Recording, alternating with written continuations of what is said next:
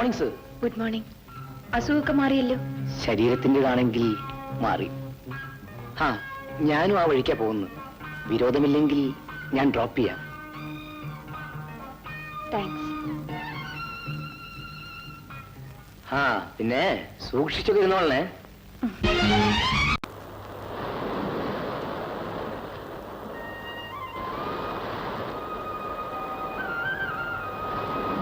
എന്താ ശ്രീമതി ഇത്ര ആലോചിക്കുന്നത്?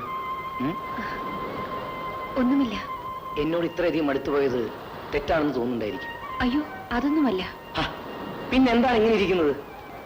B happy, come on.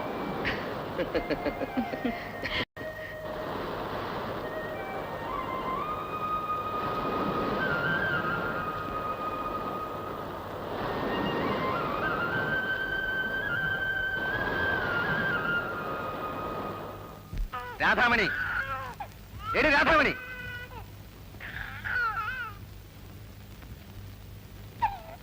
എന്തിനാടി കൊച്ചു കരയുന്നത്? പാല് കൊടുത്തില്ലേ? പാല് വാങ്ങിച്ചോണ്ടോ? കാശിതാ. വേറൊന്നും വേണ്ടേ? ഒരു കുപ്പിയും എടുത്തു. എന്തിനാ, കള്ളു വാങ്ങാനോ? എന്റെ വീട്ടിലായിരുന്നപ്പോൾ കൊച്ചിന് നേരത്തിനും കാലത്തിനും മുട്ടയും പാലും ഒക്കെ കൊടുത്തോണ്ടിരുന്നതാ. എന്നാലേ അങ്ങോട്ട് പോരുതോ? ഉണ്ണി ബീഡിയും തീപ്പെട്ടിയും വാങ്ങിച്ചില്ലേ? എന്റെ കാശുണ്ടായിരുന്നില്ല. പിന്നെ ഇതൊക്കെ വാങ്ങിക്കാൻ എവിടുന്നാടോ കാശ്? ഇത് കടം വാങ്ങിയതാ. ബീഡി കടം കിട്ടൂലേ? ഇല്ല. എനിക്ക് ആവശ്യമുള്ള സാധനങ്ങൾ മാത്രം കിട്ടൂല. എല്ലാവരും കൂടി എന്നെ ഭ്രാന്ത് പിടിപ്പിക്കും.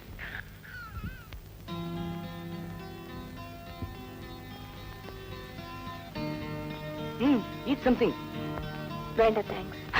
അതുകൊണ്ടായി ശരീരം ക്ഷീണിക്കുന്നത്. തിന്നണം, നന്നായി തിന്നണം.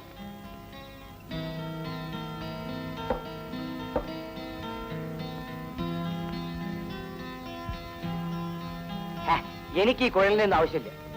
അത് ഉപയോഗിക്കാനാണല്ലോ തരുന്നത്. തരുന്നതെല്ലാം ഉപയോഗിക്കരുത്. നമുക്ക് പോകാം. It's getting late. എന്റെ ജീവിതത്തിൽ ഞാൻ ഒരിക്കലും ലേറ്റ് ആയിട്ടില്ല. ഞാനൊരു കാര്യം പറയാൻ മറന്നു. നമുക്ക് അടുത്ത ഞായറാഴ്ച ഒരു പ്രോഗ്രാം ഉണ്ട്. എന്ത് പ്രോഗ്രാം? ഒരു ഉത്സവ പ്രോഗ്രാം. കാണേണ്ടതാ. നന്ദിനി റെഡി ആയിരുന്നു. ഞാൻ ഒറ്റയ്ക്കോ? ഒറ്റയ്ക്കല്ല, മോഹൻകുമാറും സിസിലും ഒക്കെ ഉണ്ട്.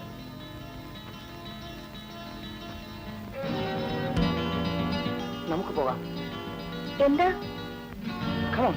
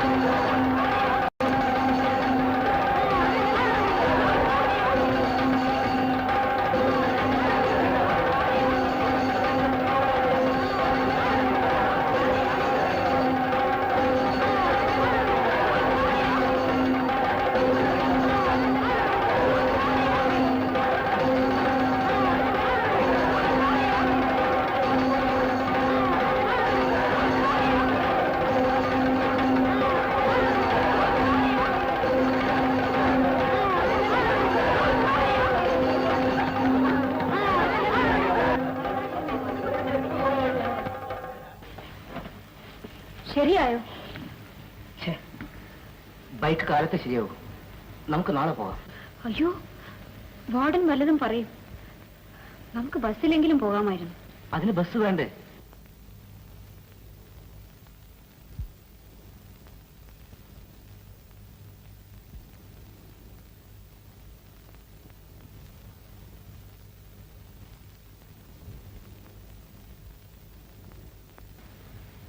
ബോറടി മാറ്റാൻ വേണമെങ്കിൽ ഞാനൊന്ന് പാടാം. ഈരനായ നദിയുടെ മാറിൽ ഈ വിടുന്ന നീർക്കുമിളകളിൽ ഓടിയെത്തും.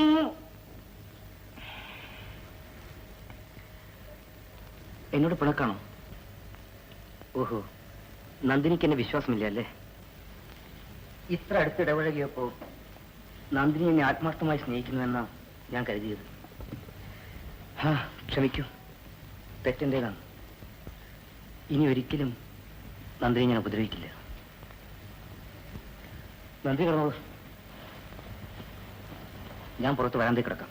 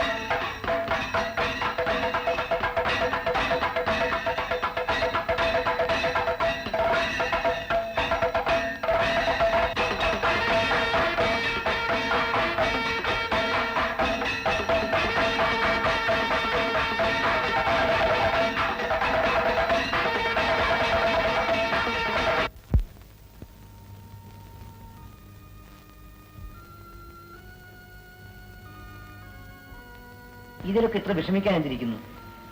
എന്തായാലും നമ്മൾ വിവാഹിതരാകാൻ പോയല്ലേ.